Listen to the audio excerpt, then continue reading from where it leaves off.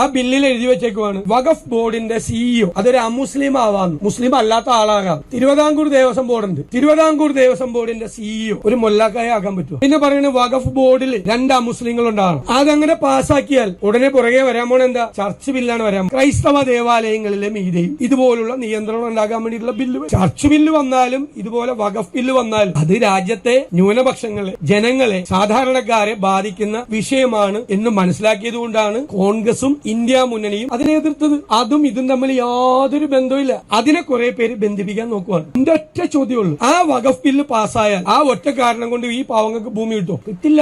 ഇത് വേറെയാ, ഇത് വഖഫ് ഭൂമിയല്ല, ഇത് ഗിഫ്റ്റ് ആയിട്ട് അവർക്ക് കിട്ടിയ ഭൂമിയാണ്. ഫറൂഖ് കോളേജിൽ അതിനൊരു കാശും മേടിച്ചു, അതോടുകൂടി തീർന്നു. ഇപ്പൊ കമ്മീഷനൊക്കെ കൊള്ളാം, കമ്മീഷൻ വരട്ടെ, കമ്മീഷന്റെ റിപ്പോർട്ട് വരട്ടെ, ഗവൺമെന്റാണ്. മുകളിലിരിക്കുന്നവർക്ക് വേറെ ഉദ്ദേശമുണ്ട്, ഭിന്നിപ്പുണ്ടാക്കാൻ. സർക്കാർ അതിന് കൂട്ടുനിൽക്കരുത്. ഞാൻ മുഖ്യമന്ത്രിക്ക് കത്തെഴുതി എത്രയോ ദിവസങ്ങൾക്ക് മുമ്പ്. സർവകക്ഷി യോഗം വിളിച്ചു കൂട്ടി, ഇതുവരെ കൂട്ടിയിട്ടില്ല. നമ്മൾ ഒരുമിച്ച് നിന്നുകൊണ്ട്, ഒറ്റക്കെട്ടായി നിന്നുകൊണ്ട് നമ്മൾ ഈ പ്രശ്നത്തിന് പരിഹാരം ഉണ്ടാക്കും. കൂടെ ഉണ്ട്. ഒന്നും കൂടി പറയാൻ വന്ന ഈ സമരം നമ്മൾ എക്സ്റ്റെൻഡ് ചെയ്യും, വേറെ രീതിയിലേക്ക് ഇതിനെ വ്യാപകമാക്കുന്നതിന് വേണ്ടിയിട്ടുള്ള നടപടികളുമായി നിങ്ങൾ പോകും. നിങ്ങൾ ഇവിടെ ഇരിക്കുന്നത് രാജ്യം മുഴുവൻ അറിയാൻ ഉള്ള കാര്യങ്ങൾ കൂടി ഞങ്ങൾ ചെയ്യും. ഇതിന് പരിഹാരം ഉണ്ടാക്കാൻ വേണ്ടി ഒരു രാഷ്ട്രീയ പ്രസ്ഥാനം എന്നുള്ള നിലയിൽ, ജനപ്രതിനിധികൾ എന്നുള്ള നിലയിൽ എറണാകുളം ജില്ലയിലെ 8-9 MLA-മാരാണ് വന്നേക്കുന്നത് നിങ്ങളുടെ കൂടെ. അത് ശ്രദ്ധാലുകളായി നിങ്ങളെ ഉപയോഗപ്പെടുത്തി നാട്ടിൽ ഭിന്നിപ്പുണ്ടാക്കാൻ ആരെയും സമ്മതിക്കും. അത് മാത്രം കൂടെ ഉണ്ടാവും, കൂടെ.